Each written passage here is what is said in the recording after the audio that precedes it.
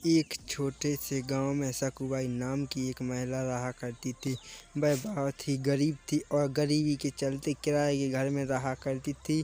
उसके पति को गुजरे 2 साल हो गए थे। उसका एक लड़का भी था जिसका नाम मोहन था और वह पढ़ाई में बहुत ही होशियार था। पति के गुजर जाने के बाद घर चलाने की सारी जिम्मेदारी सकूबाई के कंधों पर आ गई थी। साथ में मोहन की पढ़ाई का बोझ भी था। सकूबाई हमेशा सोचती थी कि उसका बेटा एक दिन बहुत बड़ा अफसर बनेगा। सकूबाई जब काम करने जाती थी तो मोहन भी उसके साथ जाता था।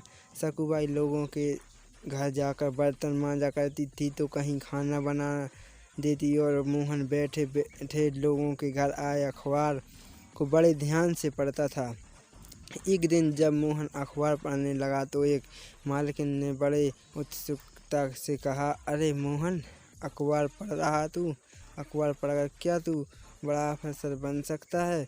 इससे अच्छा तो तू अपनी माँ के काम में हाथ बटा ले, इससे तेरी माँ की मदद हो जाएगी। इस पर मोहन बोला, मालकिन, मुझे बड़ा ऑफिसर बनना है, कलेक्टर बनना है। हम किताबें नहीं खरीद सकते, इसलिए ज़्यादा ज्ञान पाने के लिए मैं अखबार पढ़ता हूँ। मालकिन बोली, तुम और कलेक्टर बनोगे? सख्त देती ही अपनी और मालकिन जोर जोर से हंसने लगी। सकूबाई को यह बात बहुत बुरी लग गई और वह दोनों वहाँ से चले गए। फिर सकूबाई ने शादियों में रोटी बनाने के काम शुरू किया और वो अकेले ही 15-20 किलो आटे की रोटियां बना देती थी। उसके लिए वह सुबह 3 बजे उठकर ही अपने घर का काम शुरू कर देती थी जिससे वो जल्दी जा सके। मोहन भी सुबह उठकर माँ की मदद करने अपनी पढ़ाई करता था। एक दिन अचानक मकान मालिक उनके पास आए और बोले, क्या सकूबाई, तुम और तुम्हारा बेटा सुबह के 3 बजे ही उठ जाते हो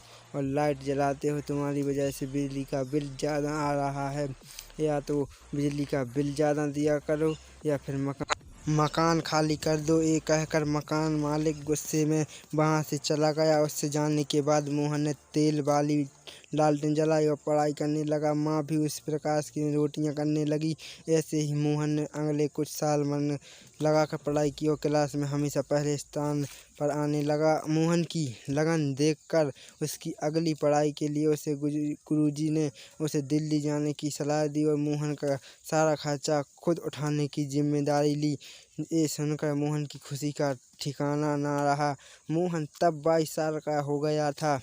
फिर मोहन दिल्ली चला गया और वहाँ उसने खूब पढ़ाई की।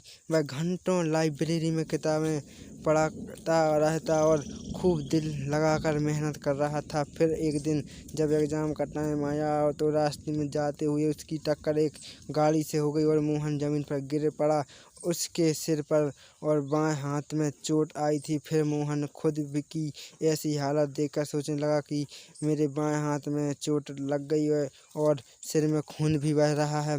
इस हालत में अस्पताल जाऊँ या एग्ज़ाम देने जाऊँ? अगर अस्पताल गया तो मेरा एग्ज़ाम मेरा यह पूरा साल बर्बाद हो जाएगा और मेरे लिए मुमकिन नहीं है। और फिर दिल्ली रहने का मेरा खर्चा भी कौन उठाएगा? फिर मोहन ने सोचा, मेरे सिर बाएं हाथ पर चोट लगी और दाएं हाथ तो अभी तो अच्छा है, मैं इस हाथ से एग्ज़ाम दूँ। फिर मोहन वहाँ से सीधा परीक्षा केंद्र गया और परीक्षा दी। परीक्षा देने के बाद मोहन अस्पताल में भर्ती हुआ और इलाज करवाया। मोहन ने अस्पताल में भी पढ़ाई जारी रखी और कुछ दिनों बाद इंटरव्यू अटेंड किया। इंटरव्यू अटेंड करने के बाद मोहन कुछ दिन के लिए अपनी माँ के पास गाँव वापस आ गया। कुछ दिनों बाद रिजल्ट के दिन में माँ को मोहन को अखबार खरीद कर ला कर दिया और मोहन को परिणाम देखने को कहा। मोहन ने रिजल्ट देखा और उसने जोर से चीख निकाली, माँ मैं पास हो गया, तुम्हारा बेटा अफसर बन गया, मैं कलेक्टर बन गया। माँ यह सुनते ही माँ की आंखों में आंसू आने लगे और वह दोनों खुशी से रोने लगे। तो दोस्तों, इस कहानी से हमें क्या सीख को मिला? हमें हमेशा अपना लक्ष्य प्राप्त करने के लिए कड़ी मेहनत करनी चाहिए। दुनिया चाहे हम पर हंसे या मजाक उड़ाए, लेकिन हमेशा अपने लक्ष्य का पीछा करना चाहिए और लक्ष्य पर टिके रहने का कामयाबी ज़रूर मिलती है। थैंक्स। चैनल को सब्सक्राइब करें, लाइक करें, शेयर करें, कमेंट करें। धन्यवाद।